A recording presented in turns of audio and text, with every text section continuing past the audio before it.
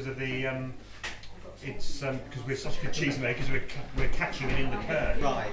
But from normal hard cheese, we can make some ricotta, and we will try that later. No. Yeah, because ricotta, you're reheating the whey to bring the goodness out. No, I mean, we can turn this into cottage cheese. What we're doing now in the cheddar stage. What you've done today. So cow's milk is 12% solids. Sheep's milk 18-20% solids.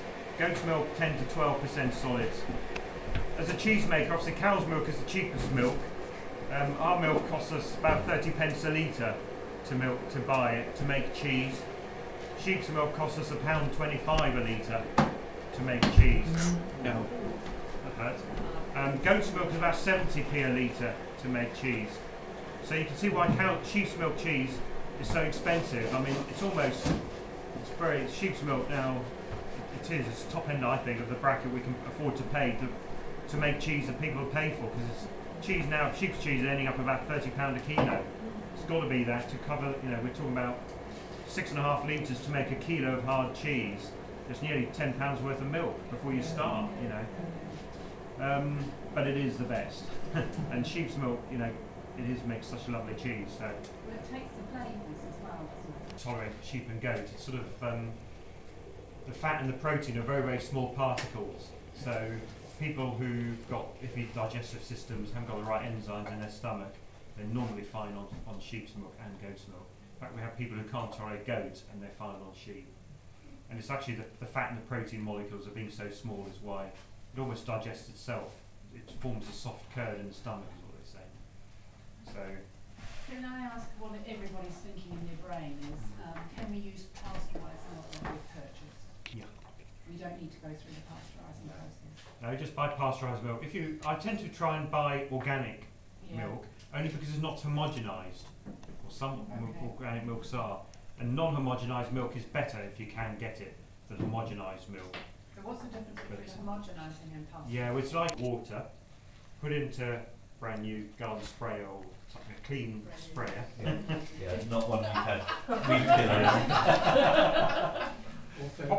Pop your little cheeses on a rack, like a baking tray rack type thing, and then spray it with that all over, upside down. The key thing is, once you've done that, don't touch your cheese with your fingers. Put another baking tray on top, to turn it.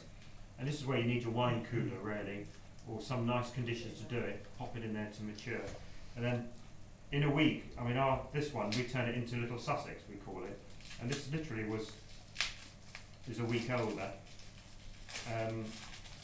So we tend to make our soft cheese pack it on a Wednesday, then we spray it on the Wednesday afternoon, put it in the fridge, in the cheese store, and then that grows, becomes all woolly, and that develops. And you can see the cheese has dried out, it's lost about 10-15% of its weight. So when you try it, it'll be fuller flavoured now. It'll be a slightly more Moorish cheese, I think.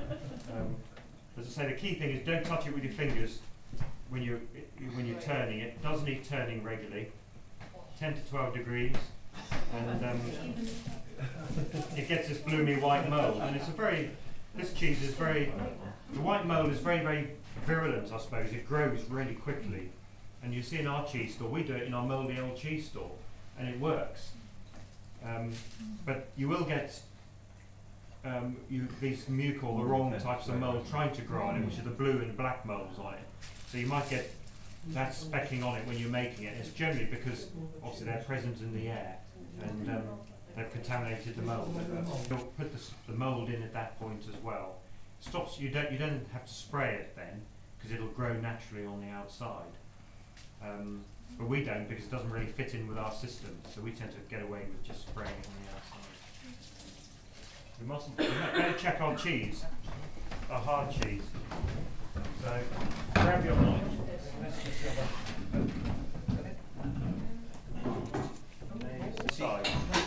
There's almost no resistance at all. There's various ways to test that your curd is ready. And one thing is, back of your finger, you can just put it on there. If it comes out nice and clean, you can see it's set. If you've got a little bit of whey on the outside,